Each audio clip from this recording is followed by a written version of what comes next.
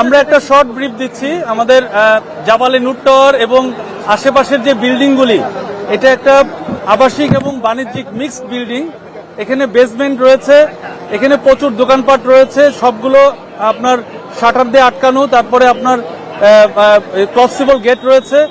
এখানে এখন যে পরিস্থিতি, আমরা অনেকটাই কাজ করতে পেরেছি। মানে ফ্লেম এখনো কিছু রয়েছে, দোতলাতে ফ্লেম রয়েছে, তিনতলাতেও ধোঁয়া রয়েছে, তিনতলা অনওয়ার্ড সব জায়গায় ধোঁয়া রয়েছে। ধোঁয়াটা সব থেকে বেশি, যার কারণে কাজ করতে আমাদের বেগ পেতে হচ্ছে, কারণ এখানে ঝুট গোডাউন এবং এখানে অন্যান্য বিভিন্ন মালামালও রয়েছে।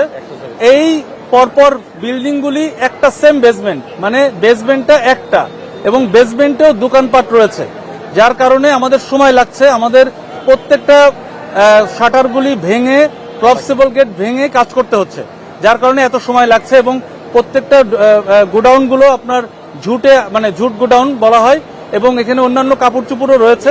তো এইসব মালামাল আপনার সরাতে এবং ভিতরে সোর্সে, আগুনের সোর্সে পৌঁছানোর জন্য আমাদের একটু বেগ পেতে হচ্ছে, সময় লাগছে। তবে আমরা আশাবাদী যে এটা আগুনটা আমরা কনফাইন করতে পেরেছি। নিয়ন্ত্রণ এখনো হয়নি, তবে আগুনটাকে একটা জায়গায় কনফাইন করা গিয়েছে, এটুকু আমরা বলতে পারি। আমরা চারিদিক থেকে অ্যাটাক করছি যাতে করে আগুনটা আর লিঙ্ক আপ হয়ে অন্যান্য বিল্ডিং এ না ছড়িয়ে যায়। এটা আমাদের প্রথম কাজ ছিল, আমরা আগুনটাকে কনফাইন করতে পেরেছি, এটুকু বলতে পারবো। আর কিছুক্ষণের মধ্যে ইনশাআল্লাহ একটু সময় লাগবে, তবে আমরা নিয়ন্ত্রণের দিকে আগাচ্ছি। এই পজিটিভ একটা সাইড রয়েছে, আর ভিতরে প্রচন্ড ধোঁয়া, প্রত্যেককে ব্রিদিং করে আমরা প্রত্যেকটা কাজ করছি, যার কারণে একটু সময় লাগছে। ধন্যবাদ সবাইকে। যদি বলতেন আগুনের কারণটা কিভাবে আসলে, প্রত্যেক আগুনের সূত্রপাত?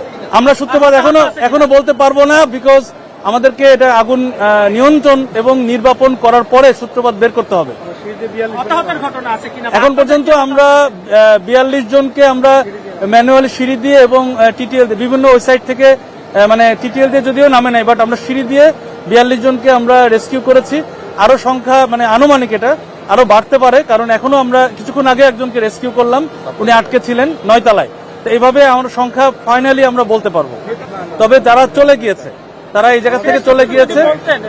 ছোট্ট একটা প্রশ্ন, সেটা হচ্ছে যে জুটের পাশাপাশি অন্যান্য বললেন, আমরা স্থানীয়ভাবে জানতে পারলাম যে জুটের পাশাপাশি আন্ডারগ্রাউন্ডে কেমিক্যালও কিছু রয়েছে।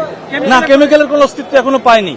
আমরা অযথা যেন আমরা এই কোনো প্যানিক ক্রিয়েট না করি, আমরা এখন পর্যন্ত কেমিক্যালের কোনো অস্তিত্ব পাইনি, বিকজ আমরা শুরুতে অ্যাসেস করে নিয়েছি ধোঁয়াটা দেখে, এবং আমরা বুঝতে পারছি যে যেই বিস্ফোরণ শব্দ পেয়েছেন এটা বেসিক্যালি ব্যাক ড্রাফট, মানে একটা জায়গায় আগুন আটকে থাকলে অথবা ধোঁয়া আটকে থাকলে হঠাৎ করে সেটা খুললে যে শব্দটা হয়।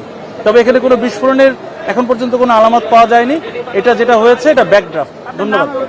আমি ডাইরেক্টর অপারেশন ফায়ার সার্ভিস এবং civil defence, lieutenant colonel Tajul Islam Chowdhury.